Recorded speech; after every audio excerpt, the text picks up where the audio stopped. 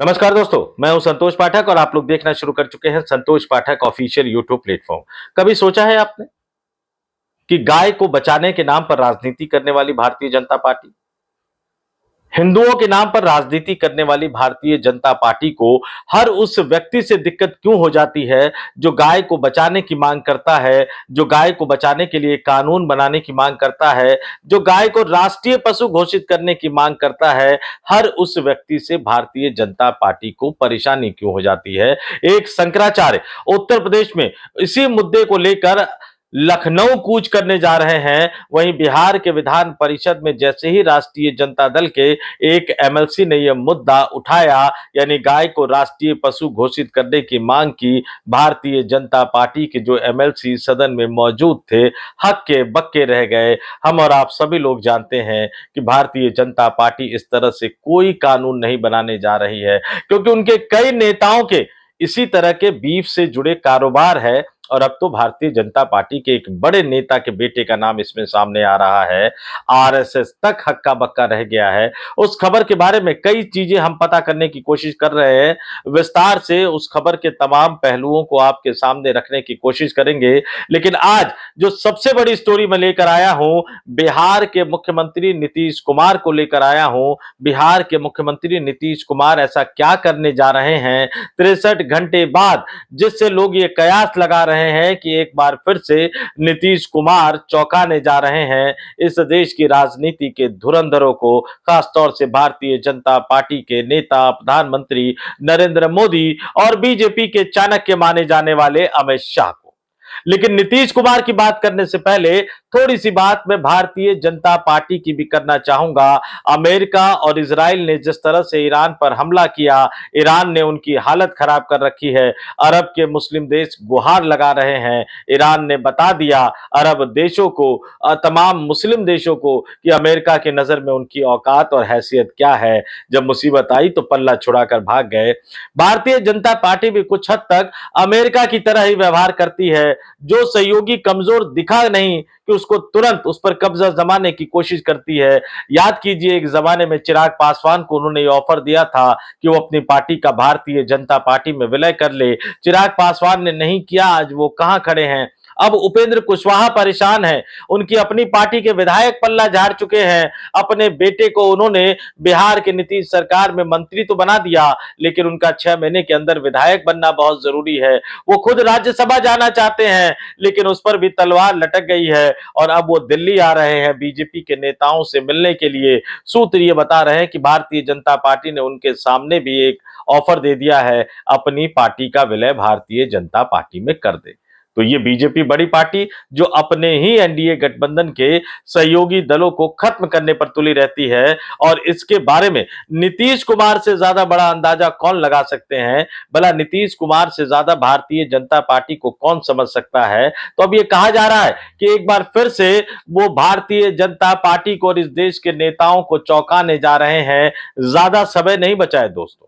बिहार में राज्यसभा की 5 सीटों के लिए 16 मार्च को वोटिंग होगी, और उसके लिए जो नामांकन की आखिरी तारीख है दोस्तों वो 5 मार्च है। बीच में होली का दिन बचा हुआ है और राजनीतिक दल फिलहाल अपने पत्ते नहीं खोल रहे हैं। तमाम तरह की खबरें निकलकर सामने आ रही है।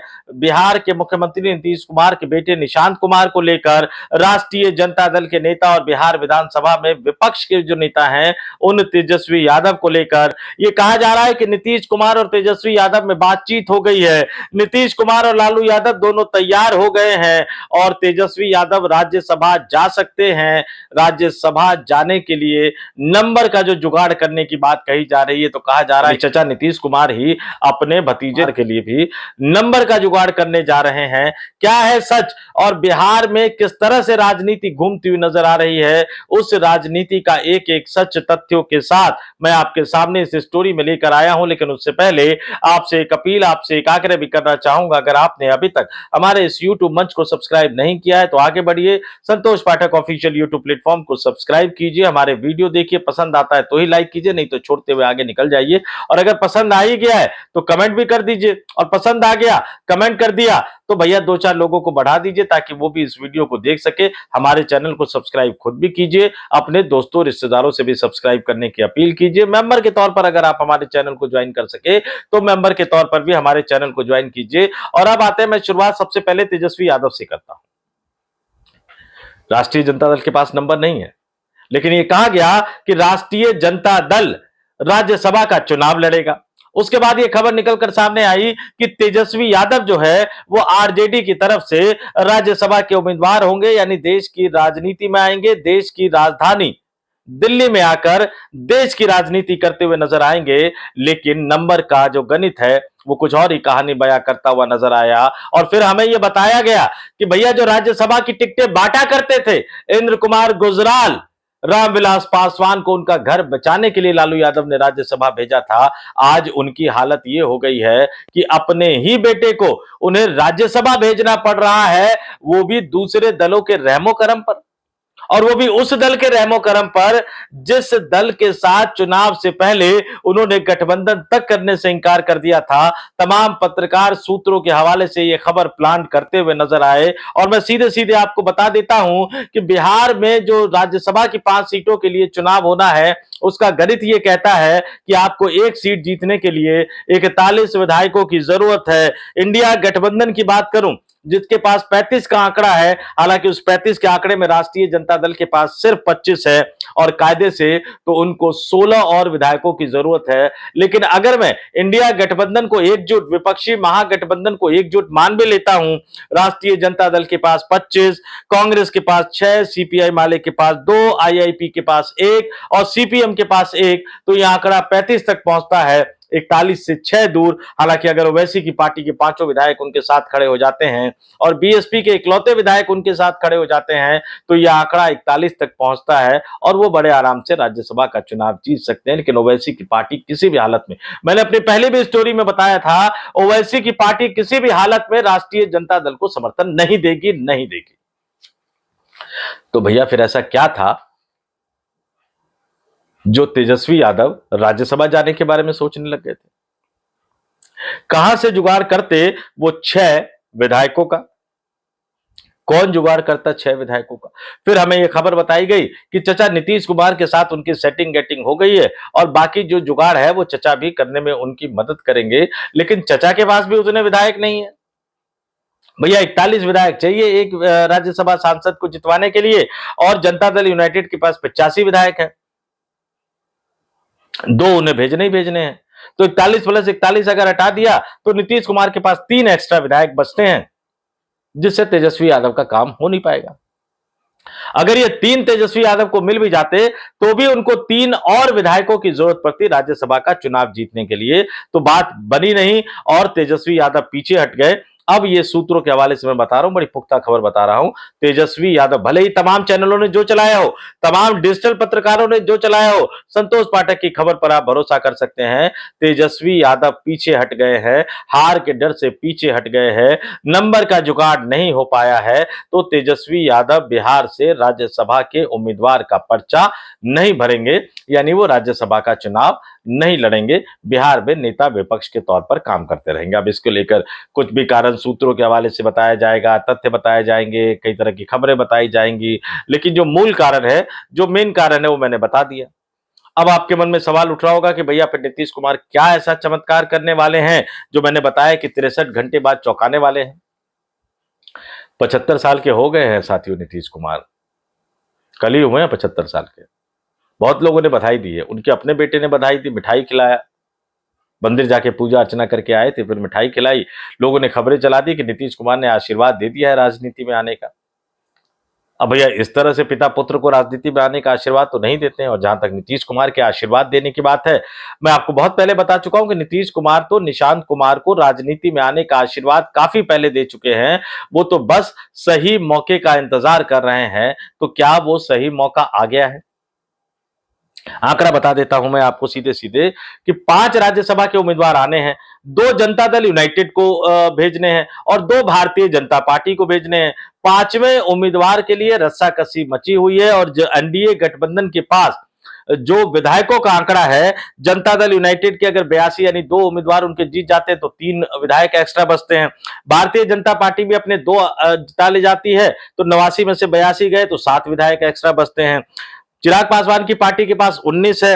आप हिंदुस्तानी अवाम मोर्चा जितेंद्र राम मांझी के पास 5 है और राष्ट्रीय लोक मोर्चा यानी उपेंद्र कुशवाहा की पार्टी के पास 4 है। और ये मिला के जो एक्स्ट्रा विधायकों की संख्या मैं बता रहा हूं ये 38 पहुंचता है। इनको भी अगर 5वीं सीट जीतनी है तो 3 विधायक इनको चाहिए, चाहे वो कांग्रेस को तोड़ ले, चाहे वो ओवैसी को तोड़ ले, चाहे वो सीपीआई माले का समर्थन ले ले या बाकी दलों का समर्थन ले ले, लेकिन 3 विधायकों का इनको एक्स्ट्रा समर्थन चाहिए। वो तो एनडीए जो करेगा वो करेगा, जो बीजेपी करेगी वो करेगी। कभी इसमें एक फिल्म स्टार का नाम आ जाता है, हालांकि उनकी किस्मत में लगता नहीं है कि संसद जाना है, क्योंकि जैसे ही उनका नाम आता है उनके पुराने कारनामे सामने आ जाते हैं। जिस तरह की हरकतें वो मंच पर करते रहते हैं, जिस तरह के विवादों में वो फंसे रहते हैं, तो वो बीजेपी की टेंशन है। लेकिन नीतीश कुमार कैसे चौंकाने वाले हैं, लगभग लगभग ये खबर पुख्ता हो चुकी है दोस्तों। जनता दल यूनाइटेड 2 भेज सकता है। एक स्वर्गीय कर्पूरी ठाकुर के बेटे रामनाथ ठाकुर अभी भी सांसद हैं और केंद्र की नरेंद्र मोदी सरकार में मंत्री हैं। दूसरे हरिवंश जी हैं जो राज्यसभा के उपसभापति हैं। 2 बार दोनों को जनता दल यूनाइटेड राज्यसभा भेज चुका है। और नीतीश कुमार की अपनी एक जो नियम जो माना जाता है कि उन्होंने अपने लिए एक नियम बना रखा है कि वो किसी भी व्यक्ति को तीसरी बार राज्यसभा नहीं भेजेंगे। लेकिन नेता का मन करेगा, भैया नेता का मन डोल गया तो क्या नियम, पार्टी उनकी है तो कुछ भी हो सकता है। तो हमारे सूत्र ये बता रहे हैं कि अब लगभग लगभग ये तय हो गया है। और जैसा कि मैंने आपको कई महीने पहले बताया था कि बिहार में सत्ता का हस्तांतरण नीतीश कुमार इतनी जल्दी अपने बेटे को कतई नहीं करेंगे।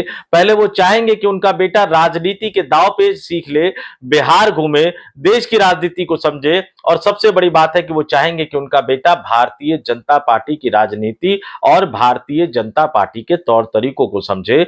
तो ये खबर लगभग लगभग ये तय हो गई है कि बिहार के मुख्यमंत्री नीतीश कुमार, जो अब तक परिवारवाद को लेकर बचते हुए नजर आते थे, अपने बेटे निशांत कुमार को राज्यसभा उम्मीदवार बना रहे हैं। जी हां, आपने बिल्कुल सही सुना। पहली सीट जहां तक मुझे जो सूत्रों के हवाले से खबर निकलकर सामने आ रही है कि कर्पूरी ठाकुर को लेकर जो पॉलिटिक्स है बिहार की, वो अफोर्ड नहीं कर सकते। तो ऐसे में साफ साफ नजर आ रहा है कि वो जो है वो स्वर्गीय कर्पूरी ठाकुर के बेटे, वर्तमान सांसद, केंद्र की मोदी सरकार में मंत्री के लिए रामनाथ ठाकुर के लिए अपने नियमों को तोड़ेंगे और तीसरी बार उनको राज्यसभा भेजेंगे। लेकिन हरिवंश साहब का नंबर नहीं आ सकता है। उनकी जगह पर बिहार के मुख्यमंत्री नीतीश कुमार अपने बेटे निशांत कुमार को राज्यसभा भेजेंगे। और एक बड़ा सवाल जो तकरीबन मैंने 7-8 महीने आपको पहले बता दिया था कि राज्यसभा के उपसभापति का पद अभी जनता दल यूनाइटेड के कोटे में है। जनता दल यूनाइटेड या नीतीश कुमार उस पद को नहीं गंवाना चाहेंगे। और उस समय भी मैंने बताया था आपको कि जनता दल यूनाइटेड के राष्ट्रीय कार्यकारी अध्यक्ष संजय झा को हरिवंश की जगह उपसभापति बनवा सकती है नीतीश कुमार की पार्टी जनता दल यूनाइटेड। तो लगभग लगभग वही फॉर्मूला आ रहा है, घूम फिर कर वही आ रहा है जो खबर मैंने आपको कई महीने पहले बता दी थी। यानी जो है हरिवंश साहब का पत्ता कट रहा है, निशांत कुमार राज्यसभा जा रहे हैं, जनता दल यूनाइटेड के वर्तमान राष्ट्रीय कार्यकारी अध्यक्ष संजय झा राज्यसभा के उपसभापति बनने वाले हैं। और ऐसी सूरत में जनता दल यूनाइटेड को नया राष्ट्रीय कार्यकारी अध्यक्ष ढूंढना पड़ेगा। शायद नीतीश कुमार उनका भी फैसला कर चुके हैं। तो ये तथ्य मैंने आपके सामने रखा। और नीतीश कुमार, चौंकाने वाली बात, कौन कौन सी बात? तेजस्वी यादव का पत्ता कट गया, उनके साथ बातचीत एक तरह से स्टॉप हो गई, क्योंकि तेजस्वी यादव की खबरें अमली जामा पहनाने से पहले ही लीक हो गई है। अब वो जेडीयू ने लीक किया या तेजस्वी यादव की पार्टी के लोगों ने लीक किया, वो दूसरी बात है। तो ये चौंकाने वाली बात। दूसरी बात जो है कि बिहार के मुख्यमंत्री नीतीश कुमार अपने बेटे निशांत कुमार को इस राज्यसभा चुनाव में ऑफिशियली लॉन्च करने जा रहे हैं। तीसरी बात, जनता दल यूनाइटेड को वो संजय झा के चुंगल से छुटकारा दिलाना चाह रहे हैं। यानी वो बीजेपी के चुंगल से निकाल के फिर से अपने हाथों में लेने जा रहे हैं। और अपने हाथों में लेने जा रहे हैं मतलब भारतीय जनता पार्टी के बिहार की राजनीति में बुरे दिन शुरू होने जा रहे हैं। मैं आज ये नहीं कह रहा हूं कि नीतीश कुमार का मन डोलेगा, अदला बदली होगी, पलटा पलटी होगी, लेकिन ये तय मानकर चल लीजिए कि निशांत कुमार के दिल्ली की राजनीति में आने के बाद जनता दल यूनाइटेड पर पूरा कब्जा एक बार फिर से नीतीश कुमार का हो जाएगा। और उसके बाद कब उनका मन डोलेगा, कब उनका मन बदलेगा और कब वो बिहार में विपक्ष को बदलने के अपने अभियान में जुट जाएंगे, इसका अंदाजा मैं तो क्या खुद नीतीश कुमार भी नहीं लगा सकते। तो जैसे जैसे राजनीति आगे बढ़ेगी, मैं उसके डेवलपमेंट की खबरें लेकर आपके सामने आता रहूंगा। इस खबर को लेकर आपका क्या मानना है? निशांत कुमार की राजनीति में एंट्री के बाद क्या कुछ बदलेगा बिहार में?